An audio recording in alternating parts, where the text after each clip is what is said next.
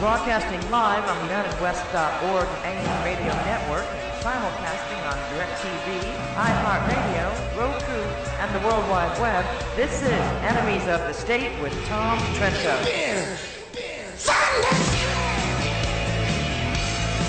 Which camera? The main one. All right, Tom Trento here on August 2nd. Second day of August, do you believe that? Where'd this summer go? Coming to you live.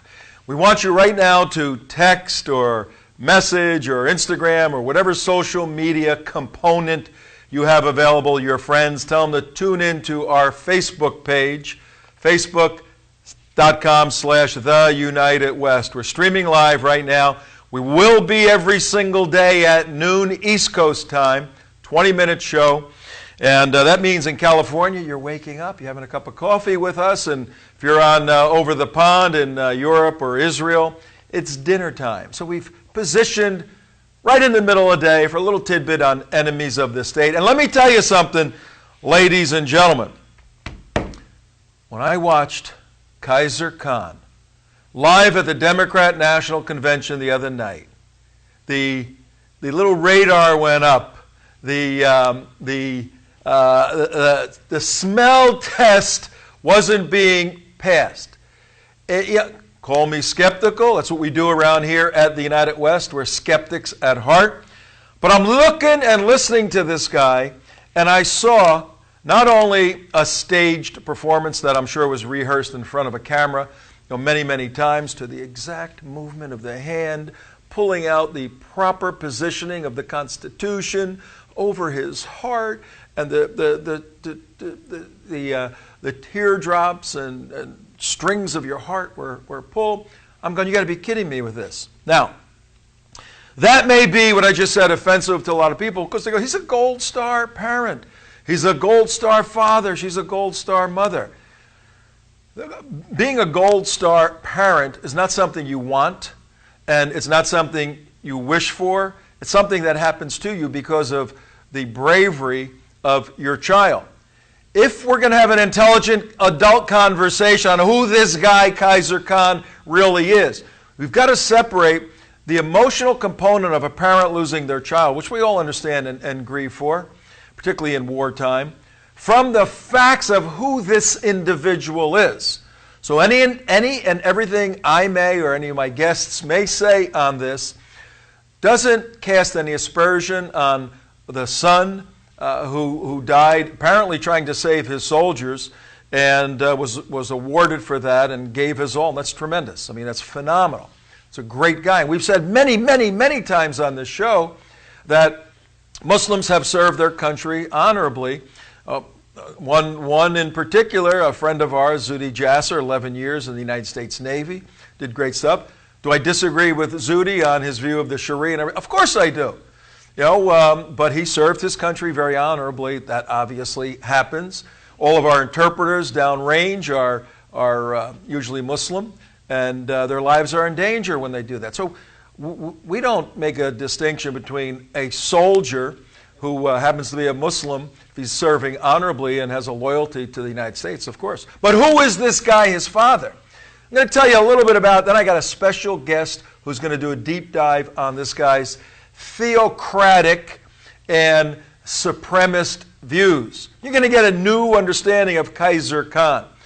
But sketching out the fact that he didn't pass the smell test, and starting to come out from analysts now, I'm not going to go deeply into his business structures. I want to dive into the theology and the political elements of his view of the Sharia. But he was involved with a law firm that eventually became another law firm. So it just morphed into another firm. They buy each other. So Khizr Khan was a lawyer. He was trained in Pakistan as a lawyer. He's with law firm A. That becomes law firm B. Those law firms did several things that raised the spidey nerves in somebody looking seriously. Number one, those law firms had direct relationships representing the country of Saudi Arabia. What's that all about? Number two, They had direct relationships with representing the Clintons. Now, Khizr Khan is in a law firm that has relationships with Saudi Arabia, the Clintons, and Khizr Khan now has his own law firm in New York that is involved with getting Muslims immigrated into the United States through a certain visa program. You look at all of this stuff, you go, okay, let's start diving deeply into who this guy is. And we know of few people on the face of the earth that do the deep, scholarly, theological, philosophical, political dive into the facts than our dear friend and our next guest, Dr. Andy Bostom, live from Boston. Andy, how are you, sir? Good to be with you again, Tom. Unbelievable what's going on. Andy Bostom. Andy's a medical doctor. He's a scholar and author. Has written extensively on Islam, Islamic Jihad, anti-Semitism, the Sharia. Andy, you're putting together some thoughts. You've kind of given an overarching title. What's the title for the thoughts that you have right now on Khizr Khan? Well, I hope it stays intact and gets published this way. But I just submitted something called Conflict, KHAN-FLICT, freedom fighting son, Sharia supremacist father. So I absolutely agree with the sentiments of your introduction. There is nothing to dissuade me from the belief that the son was truly heroic in literally sacrificing himself so that when a taxi with explosives approached the base that he was in charge really of providing security for, he literally waved his men back and approached the vehicle and told them to hit the ground, and he got blown up along with 2 Iraqi soldiers, and none of his men apparently were injured, and he was honored at Arlington for this selfless and courageous act, very appropriately. But what I found really to be a tragic irony in all this, and obviously you pointed out the showmanship and a lot of the the orchestrated nature of the father Khizr Khan's performance at the DNC convention, is that in essence what Humayun Khan, the son, died for was defense of Western freedoms as articulated in the Bill of Rights and the Constitution. And then, lo and behold, materials have come to my attention, including basic writings in law journals, a Texas Journal of International Law, a Houston Journal of International Law by Khizr Khan, which are romantic but yet full-throated assessments of the Sharia that are on the level of advocacy. So in essence, his son is apparently fighting for our conceptions of freedom, and the father is promoting the antithesis. And that, to me, that's tragic. That's a very critical point, ladies and gentlemen, listening to the show. Tom Trento here with Dr. Andy Bostom. It is 9 minutes after the hour. We're live. Tell your friends to come. In the future shows, we're going to have the call-in capability or texting or messaging. You can do that right now, actually, and speak to our guests that way. But Andy, that's a critically important point. If indeed this father who presented himself as a bastion of democracy and constitutionalism, waving the Constitution, right? If that's his position, why in the hell is he writing so abundantly about the validity and the depth and the wonder of the Sharia? It makes me very suspicious. Not in the least about the son. The son.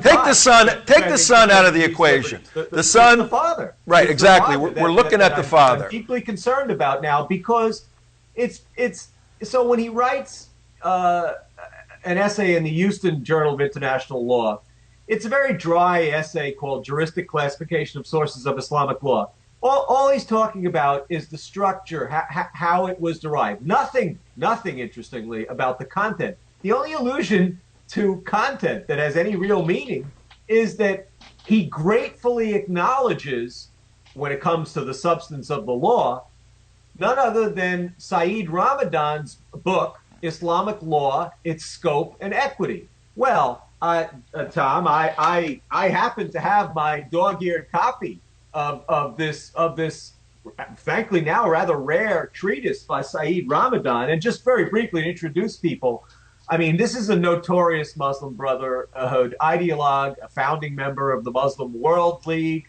which is this gargantuan Saudi global missionary organization, who relocated, given the persecution of the Muslim Brotherhood with the pseudo-secular nationalist era and their involvement in intrigue and murder. He escapes and is ultimately granted asylum in Switzerland, where, you know, he's setting up an institute for which is a mosque, but also for dawah, for propaganda, for proselytization. And it turns out, this is Ramadan you're talking about, right? Pardon? You're talking about Ramadan. Yeah, I'm talking about Saeed Ramadan. Saeed Ramadan. We're not talking about the month of Ramadan. We're talking about an individual. No, Saeed Ramadan. And if I'm not mistaken, Andy, he was related to Hassan al-Banna, the founder of the Brotherhood, correct? Exactly.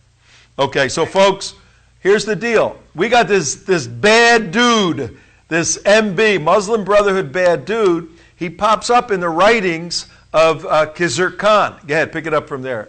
Well, so there was some brilliant investigative work done by a Swiss journalist, Sylvain Besson, and he ultimately published it as The Project, which was basically the key document that was discovered by the Swiss Secret Service in 2001 was a manifesto, which is eerily similar to the memorandum that was found in the Holy Land Foundation trial, and by all accounts, the most likely author of this, so certainly its inspiration, if he didn't concoct every word, is none other than Saeed Ramadan. And what it is a blueprint for the takeover of Western societies by propaganda, proselytization, and if necessary, violent jihad. But I found, and that still is somewhat on the level of speculation. But actually reading this book, Tom, it is a full-throated celebration of Islamic law, unvarnished. And what's really interesting is that, and look, you know, Saeed Ramadan, we've had problems with the Muslim Brotherhood for a long time in terms of perception or in terms of how they might serve U.S. interests. I mean, Saeed Ramadan was feted by President Eisenhower. Let's not forget that, because at that point, these traditionalist, fundamentalist movements were felt to be a bulwark, potentially against the Soviet against Union. Islam. Yeah. Little attention was paid on the dangers that could pose. But he really is unabashed in what his goals were, and he talks about literally returning non-Muslims in the Islamic State to the covenant of Dhimma. That's right in his book.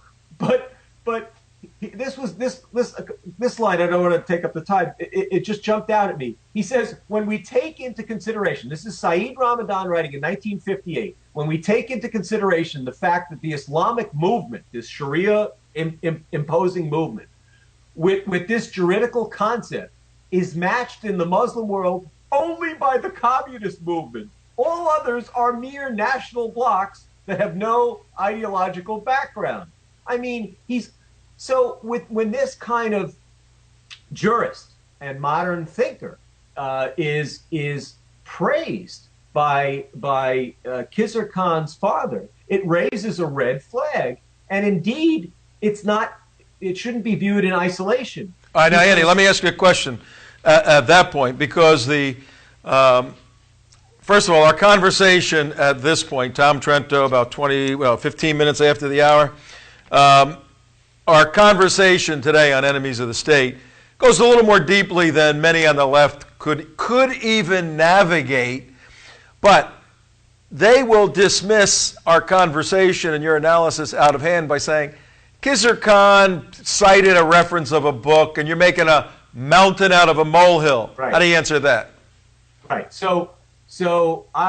We whether it's in medical research when you're reviewing the literature, in non-medical research, you look for confirmatory pieces of evidence. So, and this is much more powerful in terms of the present situation.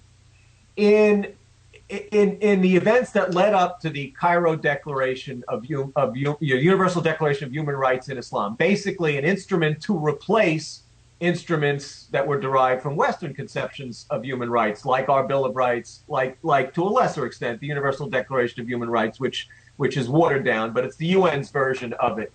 There was this whole movement which really was spearheaded in Pakistan and Iran, interestingly enough. And it took about 10 years to develop the final, Cairo Declaration.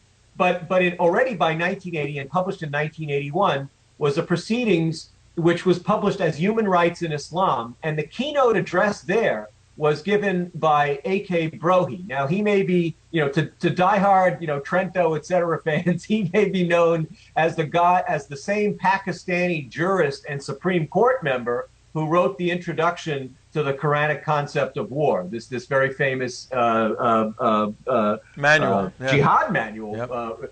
He gave the keynote address, and it's called "The Nature of Islamic Law and the Concept of Human Rights." And I really have to read this to you because this is his celebration of unfettered Sharia. He says divinely ordained punishments. Now we're talking about amputation for theft, stoning for adultery, killing apostates, etc. Divinely ordained punishments have to be inflicted, and there is very little option for the judge called upon to impose had, these mandated Quranic punishments, hadith punishments, if facts and circumstances are established that the had in question has been transgressed, to refuse to inflict the punishment. In other words, you can't refuse. Yep. And he goes on to say the individual, if necessary, has to be sacrificed in order that the life of the organism be saved. Collectivity has a special sanctity attached to it in Islam.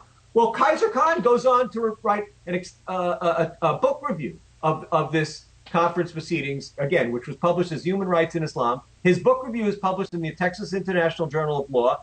And what does he single out? He singles out this speech for effusive praise.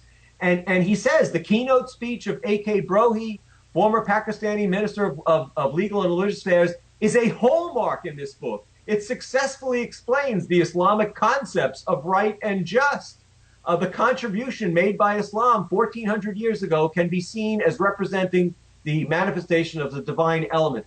It doesn't matter if he puts it into sort of apologetic languages. There's what the man said. Unbelievable. He's sanctioning the worst elements of the Sharia, the mandatory had punishments. All right, Andy, we're going to have to pursue this on future shows. It's very important.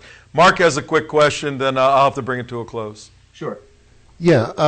When was all this stuff written that he published? Was it like back in 1986 or more recent than that? No. This is written. You're right. This is written even earlier. This is written in 1983. It was published in 1983. Now the question arises. Has he dramatically altered his worldview since that time? I certainly haven't seen any evidence of it, and he still seems to be simply in the apologetic mode. Trump, as a surrogate for all Neanderthal Americans, doesn't understand Islam. Islam is a religion of peace. That is not consistent with someone that's gone through a process. You mentioned Zuhdi Jasser. I mean, Zuhdi Jasser has evolved, I think, considerably in terms of being quite critical of the Sharia. I am not aware that Khizr Khan has evolved in that fashion. There's certainly, I'd be happy to be corrected if that's true. But I haven't seen any evidence of it, and it certainly wasn't apparent in his recent interviews.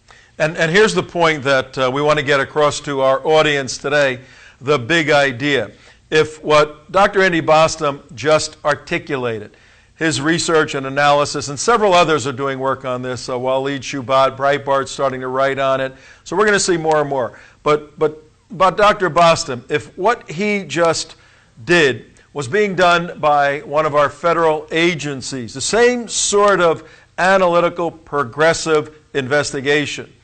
If it was done by one of our three-letter agencies tracking bad guys, we'd be saying, great work, guys. You're finding red flags. You're finding dots that need to be connected. This is what you do. But when it's applied toward a guy that made everybody cry on television at a Democrat convention, those analytical tools they're eradicated. They don't apply anymore. That's nonsense. We got to look at this guy. Wait, hang on, Andy, 1 second. Is this guy a Muslim Brother operative that wants to take over the world? We don't know, but we need to keep looking. Take this last word, Andy. I think Mark has really asked a critical question, because, it is possible that the father has changed his views, but you would have thought that he would bring that to the forefront. He would have made strong statements, just as sort of the polar opposite of what he's stating here in the 1980s, very clearly as an enthusiast for the Sharia. He would have made some honest statement that would be easy to find, or even used his current notoriety to condemn the Sharia. And we certainly don't see any evidence. We don't see that. And all those speeches are crafted and they're constructed, they're on the prompter, but he had multiple opportunities to clarify and correct, if indeed he wanted to correct the concepts of the Sharia. He did not. And now he doesn't want to be he made a statement yesterday, I believe, I don't want to be in the public anymore. I don't want to do any more of this, because people are starting to dig down like you. Keep up your great work, Andy. We got to get going. God bless you with what you're doing for sure. We'll have you back on future shows, okay? Take care. All right, bye, Andy Bostom. We'll see him. Folks, that's our show for today. Mark, give us your quick thoughts on Andy's work and what's starting to occur with Khizr Khan as possibly somebody involved in the whole Muslim Brotherhood movement. Well, it's very interesting that he links that we've never seen before, and of course Andy's bringing them up like he always does, and it's disturbing on some levels. And you would think if he was has that viewpoint at one point, that he would have come out dramatically and said something different. But then again, it goes right in with the whole Hillary Obama administration with Abedin and the Muslim Brotherhood infiltration into the White House, the 6 key known people that we know of that are absolutely Muslim Brotherhood. It just a very, once again, nothing individually points out, says big red flags, but when you put them all into context, yes, that is where the big red flag comes up. The Abedin, the Hillary Clinton connections, the whole, is you have all these big mountains around Hillary Clinton and the Muslim Brotherhood, yet the media only want to focus on this little bitty molehill of Trump, and that's it. They have blinders on about anything else. All right, let's make believe that tomorrow the guy has an epiphany and wants to confess, and he confesses to be one of the inner members of the Muslim Brotherhood, and his whole goal is to take over America, and he used that podium that day to do that, and he's a disgrace. What difference does it make, Tom? What difference does it make? That has nothing to do, and no reflection whatsoever on his son's brave act that day in 2004. So remember that, folks. We're going to go after Khizr Khan and try to expose who he is. But we'll always affirm the fact that his son died a heroic death, which was simply an astonishing act. And may God rest his soul. That's our show for today. Stay tuned tomorrow. More Enemies of the State coming right at you. Be sure to like our site, share this, tell others about it. Live every day, 12 noon. Bye.